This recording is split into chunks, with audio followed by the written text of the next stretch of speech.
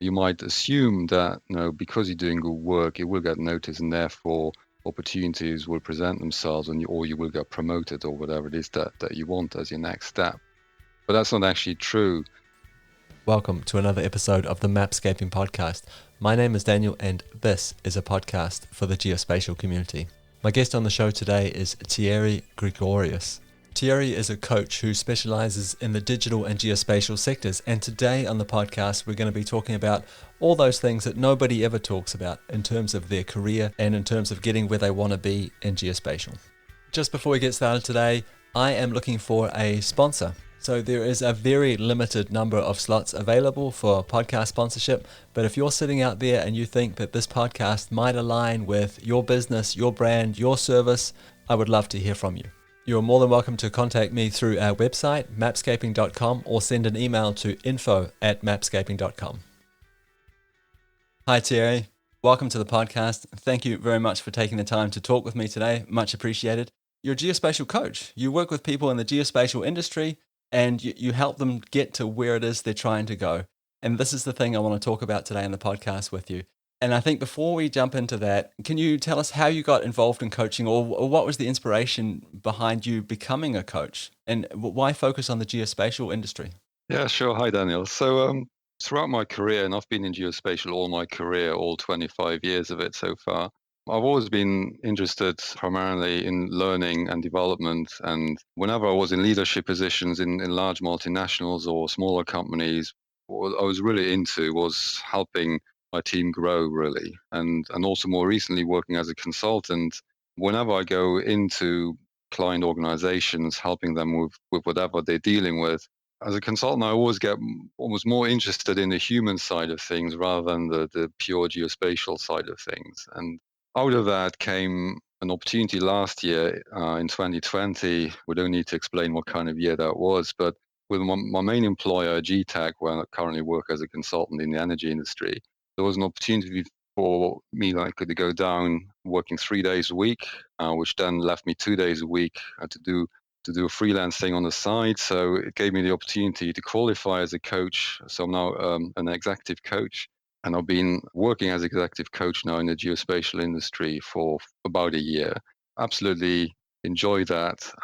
It's amazing being able to work with people one-to-one, which is not something you often get to do as a consultant. And also as a team leader, I've always tried to work with people on a one-to-one basis, but of course you always need to work with a wider team and wider organization. So this is really an opportunity now to work with people closely and help them with their specific issues that they're facing and the challenges that they want to work on and help them find their true goals. Thank you very much for sharing that with us. Would you mind sort of explaining if there's any differences that we should be aware of between coaching and mentoring just before we sort of dive into the rest of the episode?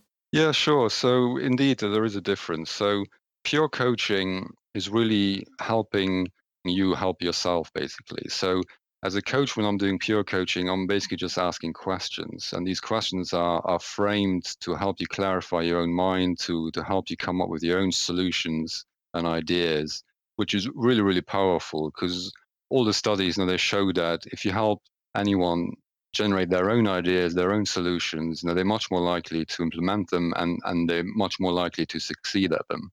Whereas mentoring, at least old school mentoring, is more like advice giving. So it's not asking questions, but providing you with answers.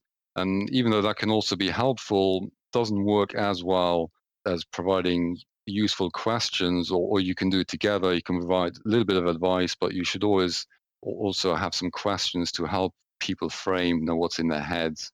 So there's slight overlap. I mean, these days also, if you were to go on a course on how to be a true mentor, you wouldn't be taught just to give advice. You in fact be taught to work like a coach. So like that difference is slowly melting away. But I think quite a lot of people still confuse coaching with advice giving. And I always have to explain to my clients that I'm not here to give you advice. Having said that, now I've worked in geospatial for 25 years. If I've got useful information, I will share it with you at the appropriate point, but I will first want you to come up with your own solutions and ideas. I think that's really important for people to understand that sort of difference there, because if people listen to this and decide, hey, I'm into coaching or I'm into mentoring, I think it'd be really great, that they walk away from this with a good understanding of what those two things actually mean. So we talked a lot about geospatial there, and that's because you have this massive background in geospatial. You have a long career yourself within the industry. Is there any way of defining what a geospatial career is?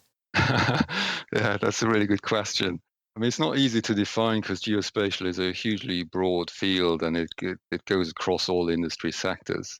But even more than that, you can actually go into a geospatial career from multiple routes. So you can start off doing a geospatial degree and then you're a geospatial specialist and work in any industry being a geospatial specialist, or you can be an expert in I don't know, in urban planning, or you can be an insurance analyst, or you can be a geologist, or you can be whatever, who also uses geospatial tools and skills.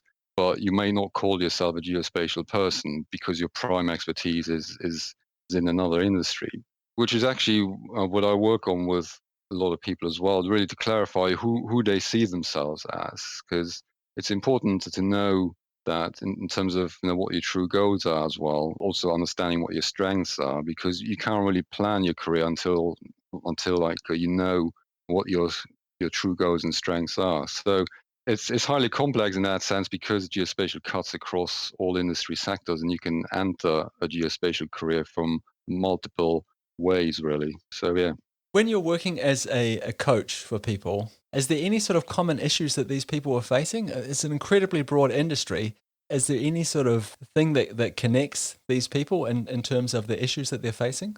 Yeah, that's an interesting question. And like you say, the geospatial industry is very broad. So, I mean, the issues that they all have in common aren't actually necessarily related to geospatial, although the one bit about geospatial is because you have a lot of options of where you can go, the kinds of things you can do, the industries you can work in as a geospatial person. All these choices and options can be overwhelming if you don't know exactly what you want to do. But quite a lot of people I work with, they really just want to start by working out, what they actually want, which isn't always as obvious as it may seem at first. And then once you got a clear idea what you want, then we'll work on which steps do you need to take, to arrive at that destination. You mentioned this yourself. We have a lot of options in this industry. Can you talk to us about decision fatigue? Because I think this is something that a lot of people face when we have a ton of options. There's a ton of possibilities. We really want to pick the right one.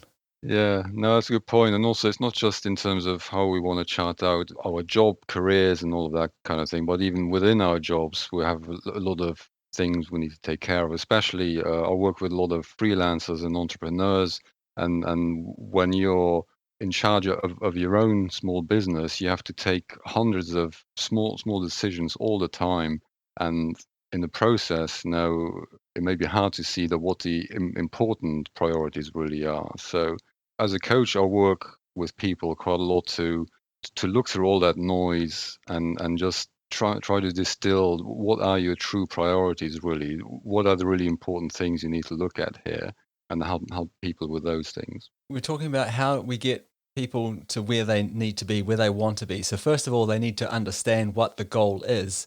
What about if they're not in control of their own destiny so much? What about if they're relying on getting noticed? What about if they're assuming that if they're in the organization they're in, if they do great work, they'll get noticed, they will progress. Can we assume that these things will happen, that will automatically reach our goals? No, actually, and that's interesting that you mentioned that because, as you say quite rightly, you might assume that because you're doing good work, it will get noticed, and therefore opportunities will present themselves, or you will get promoted, or whatever it is that you want as your next step. But that's not actually true. I mean, it is true to a point, of course, but more often than not, you actually have to be very explicit about what you want. So, for example, if you want a promotion, or if you want a certain job as your next step, you need to be explicit about that. You need to talk with your boss about that. You need to ask people, so what do I need to do to arrive here? How can you help me? How can I help you help me?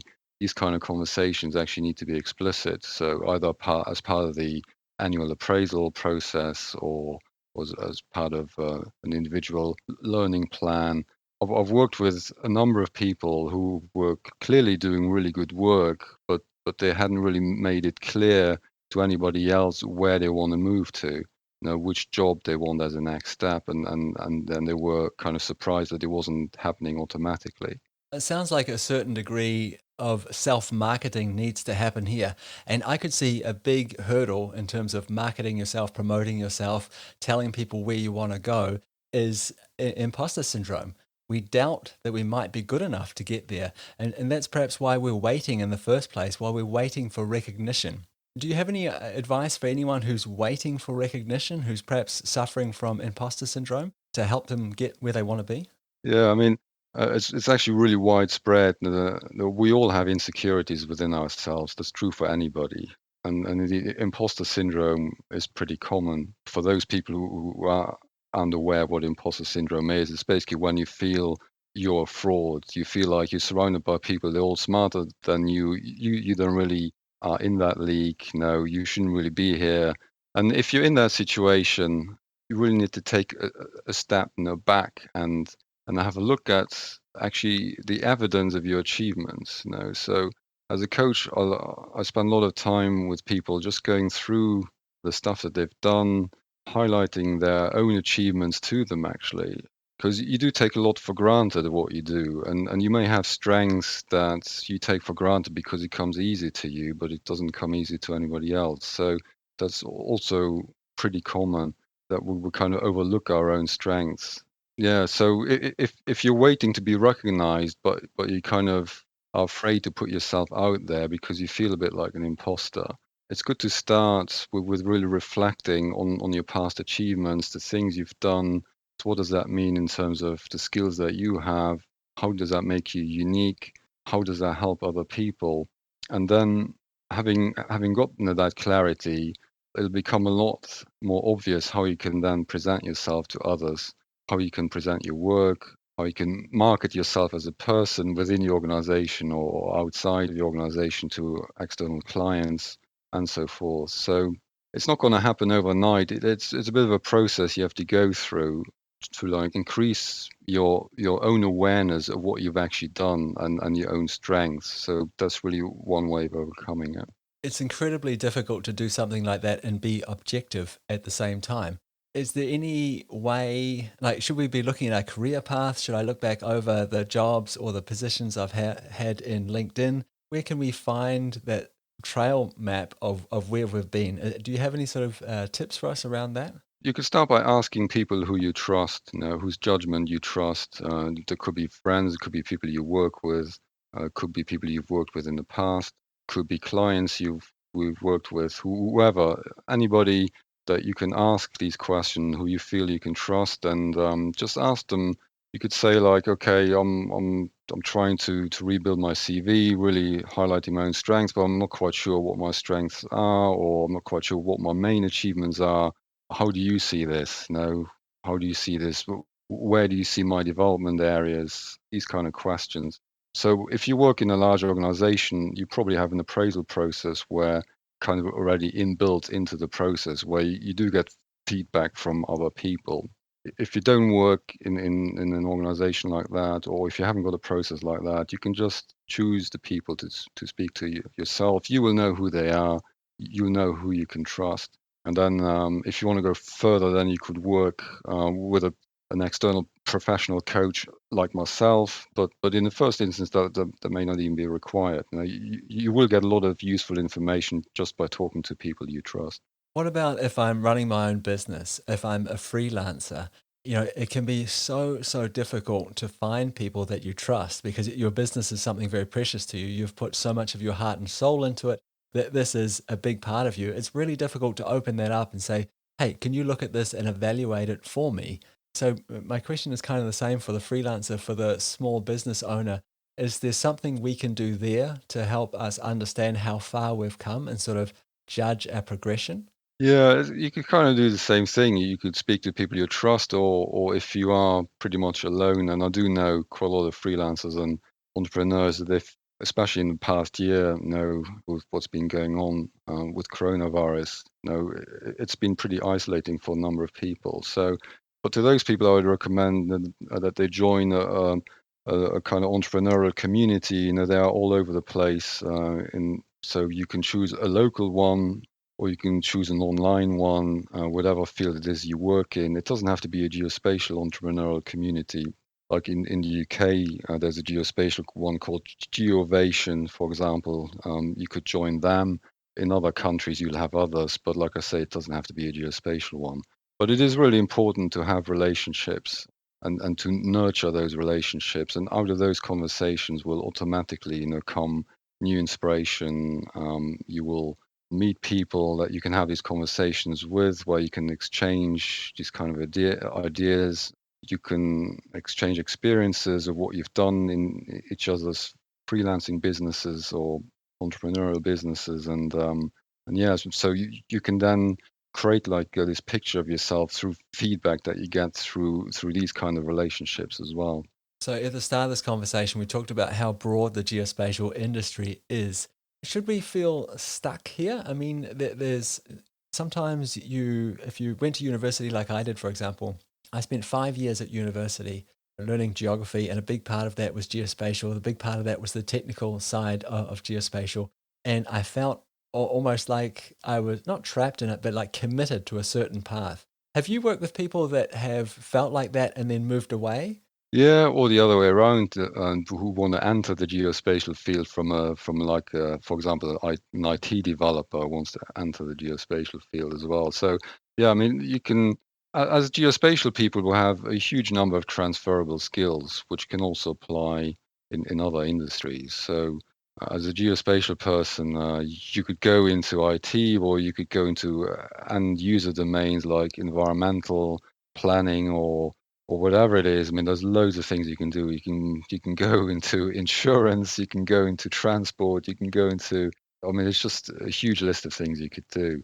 So it's not really the issue that you haven't got the right skills. It's more the issue that with those skills that you've developed as a geospatial person, there's loads of different things you can do. So you you need to clarify and prioritize what it really is that you want to do, which really goes back to what we talked about earlier about starting with where do you want to go, really. So during my career, I've had a few ups and downs, and sometimes I've spent way too much time thinking about the sunk costs. I spent 2 years building up this professional capital, for example, working for one particular company, but I simply wasn't happy there. And it was a really difficult mindset to break out of, that I can pivot, I can go to something else, I can try something else. I found myself being sort of stuck, yeah, feeling stuck. I was stuck, feeling stuck, if that makes sense.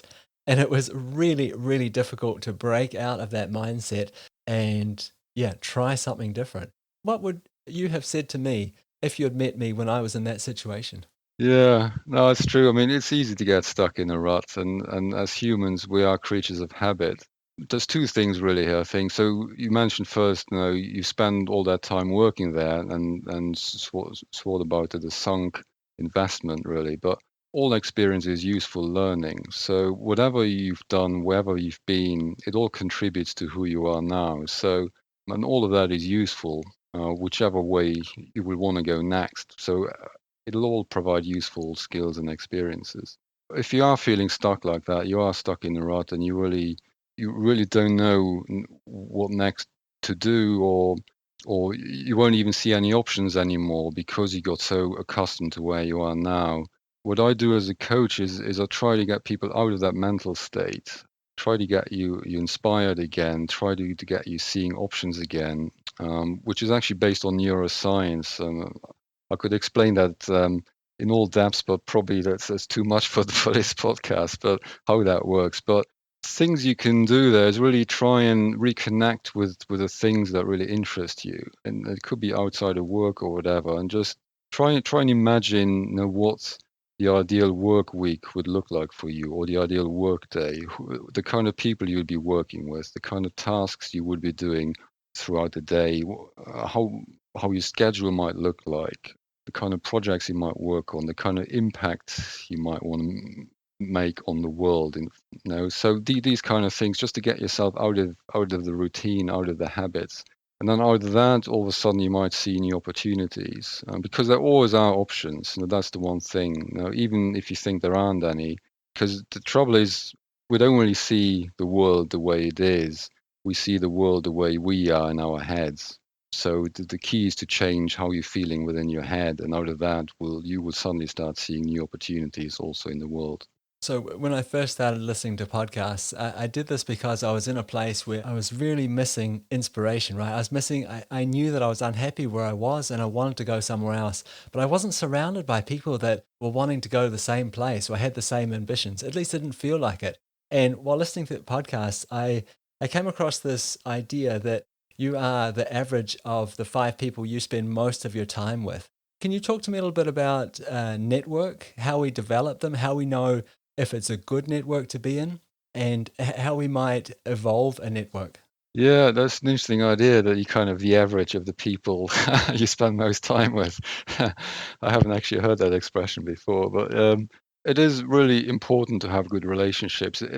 It's actually one of the human needs, that are embedded in the way our brains are wired as well. So, but of course, if like me, for example, you're an introvert, it comes a bit harder maybe trying to make new relationships. So you need to go slightly outside of your comfort zone, but you do need to reach out to people.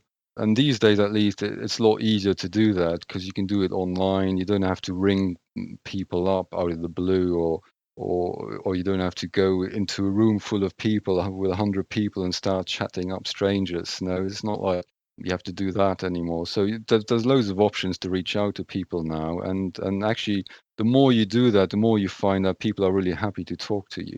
And I think you will automatically reach out to people who are like-minded to yourself, and that's probably the easiest way to start, and that's also how you find inspiration. Because if you mix with people who are kind of got like the same goals, the same interests as yourself, out of that you will start building new relationships relatively easily, and then beyond that, then you can start reaching out to people who perhaps who work in a completely different area, which can also provide inspiration in other ways.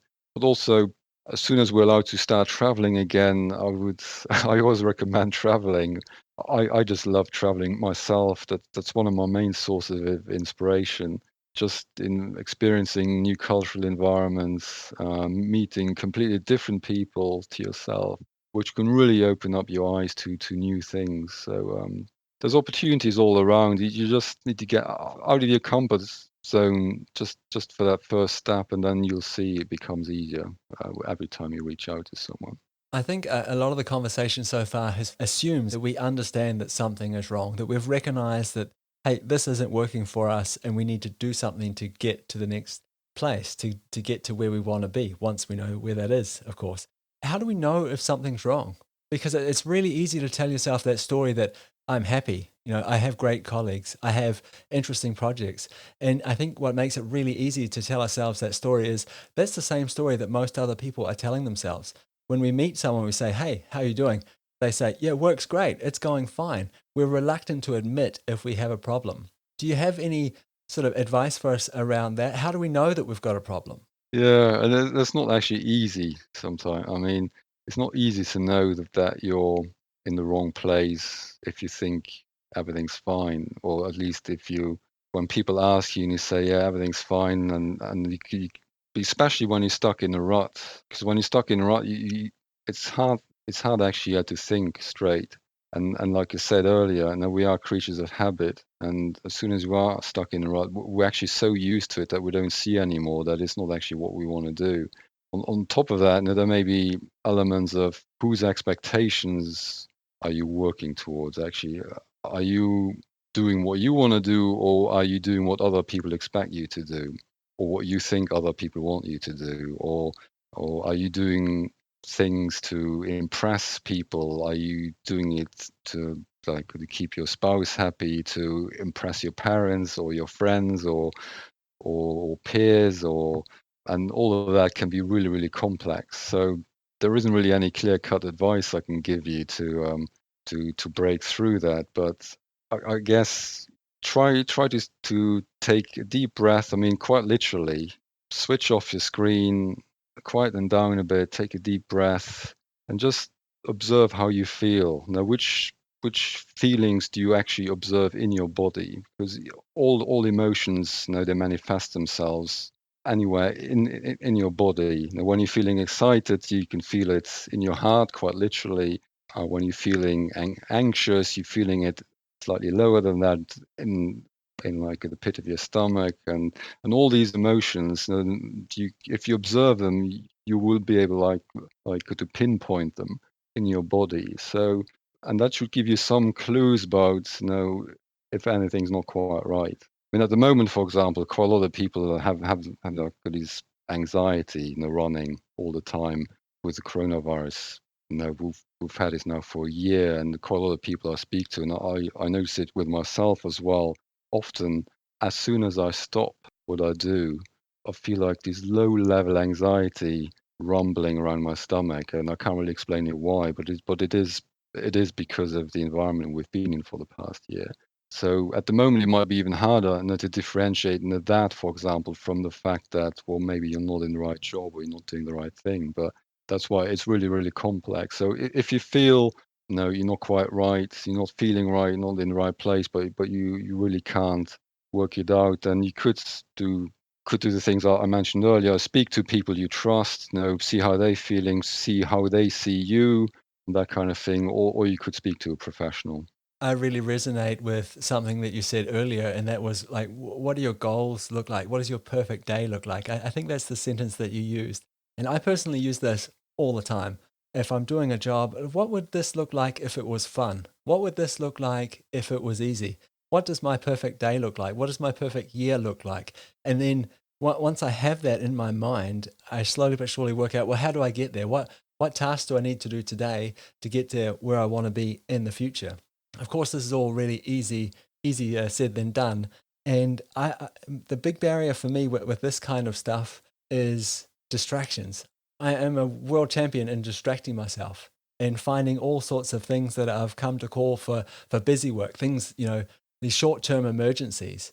And once I get away from the short-term emergencies of what's happening on Twitter, what's happening on LinkedIn or other social media profiles, how many downloads has the podcast got, that kind of thing. Once I get away from all this short-term emergency thinking, I have a chance to find clarity.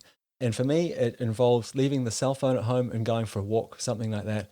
But I need to do it on a regular basis, and I really need to build it into my routine, my weekly, my daily routine. So I design it in as much as possible. So I'm not relying on motivation, or I'm not relying on me having the clarity to think, oh, I need to remember to do this. It's part of my routine. Does that sound like, am I on the right track, do you think? Yeah, absolutely. That's a really good thing to do. To take some time out, to go for a walk, switch off from all your screens, just tune in with yourself again. Tune in with the things that you enjoy doing outside of work. That's been even more important for the last year, of course, with coronavirus. But it's important at any time. You really need to do that because otherwise you are at risk of just treading water. You're just running, and you're not really sure know where you're running towards. It's quite right that you say you should kind of imagine what your ideal workday would look like, because that's a really important element, because you need to enjoy your work now, not in the future. If you constantly chase a future goal or dream, or if you constantly chase like a job title, like the next job title, you can actually overlook the really good things which might be right in front of you. I was recently working with a person. He was running a kind of incubator division in a large organization, and then he was kind of a young high flyer, doing really well. Has been promoted really rapidly, and he had his eyes already on his next job to become a senior executive. So we got talking, and through that, it actually transpired that this guy actually is an entrepreneur at heart. So I said to him, so why are you aspiring to be a senior executive? Because the role he was aiming for didn't actually have any entrepreneurial elements to it. It was literally more like a corporate executive role. Whereas the stuff he was doing now, he's running an incubator, was exactly like being an entrepreneur, except it was within a big organization. And he actually realized, gosh, yeah, because he'd just been promoted, so rapidly. He always was on to the next thing, that he didn't actually ever stop to ask himself, what is it that I actually want to do? He was always running on the assumption you should always aim for more. So as a result of that conversation, he actually realized that actually, okay, I can actually slow down a bit. I can actually enjoy the journey. And because I do enjoy what I do now, so why would I want to leave it? It's a well-paid job. Everything's going well. I'm enjoying what I do. I'm enjoying the people I work with. So why on earth would I be in a hurry to leave that? That's interesting that you say that, because that's the same story that I've told myself. So I've been in situations before where I was unhappy at work, essentially. But the story I told myself is, it's a good job. It's a stable job. I have a good income. I have a sought after position at work, and I'm fitting in, right? All my neighbors around me, the people I care about, the people I respect, they're doing similar things. And very quickly, you want to be part of that culture, right? People like us do things like this.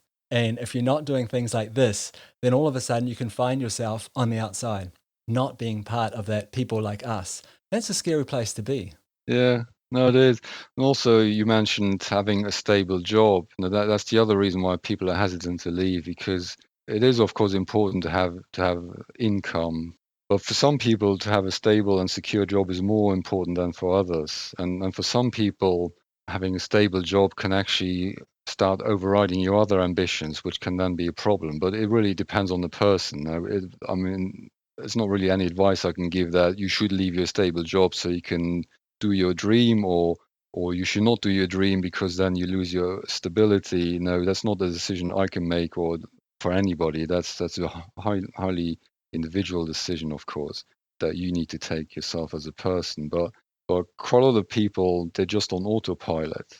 So without ever asking themselves these questions. And if you just move through life on autopilot, the risk is that you will reach retirement age and you look back on what you've done, and you think all of a sudden, oh shit, what have I done with my life? And that would be a great shame, because you won't be able to transport yourself back 20 years and do it all over again in a completely different way. So it's really important to enjoy what you do now, to really be in tune with that now. And if it's not right, you need to do something about that now. Otherwise, you may come to regret it later. But like I say, there's no right answer that I could advise in generic terms. No, it's really something that you need to work out for yourself. I think the whole idea of security, of certainty, is really interesting. So before we're talking about, we had that certainty of a job. We knew that we didn't like the job. We knew it wasn't right for us, but it was certain. And that inertia to get away from that certainty, to trade the certainty of something that's not working for the uncertainty of something that might work, I think that's a fascinating thing that's built into our human brains. Yeah, no, absolutely. I mean, we've evolved to detect threats all around us, and that's just the way we've been wired, just as part of evolution, which has always been helpful when we were out 20,000 years ago, out in the wide plains roaming, and we had to keep an eye out for any hostile animals that might eat us any minute. But using that same threat alertness in our lives now isn't actually very helpful most of the time. We live reasonably secure lives, but if we allow this threat alertness to override everything else, then we actually won't ever move on to anything more exciting, potentially. So in terms of options as well, it doesn't always have to be an either or. I mean, you could also experiment on the side. If you have a dream of freelancing, but you are in a stable job, and you could start freelancing a bit in your own time. Obviously, you'd have to agree that with your employer as well, especially if there's any potential overlap between your freelancing and like your main job. And then your employer might be amenable to reducing your main job to 3 days a week or 4 days a week, so which would give you more time to freelance. So it wouldn't be a completely risky thing to do. So you'd still have the income from your main job. So yeah, I mean, you always have options, and you may be surprised by how open other people are to such options. If you speak to your employer, they might be open to that. They might even encourage it, because if it enables you to learn new skills in your own time. We could also help you in your other job. So yeah, you always have options. Thierry, I really want to thank you for your time, and it feels like I've had a bit of a therapy session, so I don't know if I have to pay for this after we stop this session, but regardless, I've really enjoyed the conversation. I've got a lot out of it personally. I hope that you've helped some people out there that are listening to this podcast. And on that note, where can the listeners go if they want to reach out to you? If something that you've said has resonated with them, where can they go to contact you, learn more? Yeah, sure. No, thanks. And by the way, yeah, you can have this session for free. That's fine. Yeah, so if you want to know more about coaching and what I do, you can go to my website, truehorizoncoaching.com, or you can find me on Twitter at Thierry_G, and or you can email me at thierrygregorius@gmail.com. I will definitely put those in the show notes because no one will be able to spell your last name. Thank you so much for your time. I've really enjoyed the conversation. Appreciate it, Daniel. I really enjoyed it too. Thank you very much. So I really hope that you enjoyed that conversation between myself and Thierry.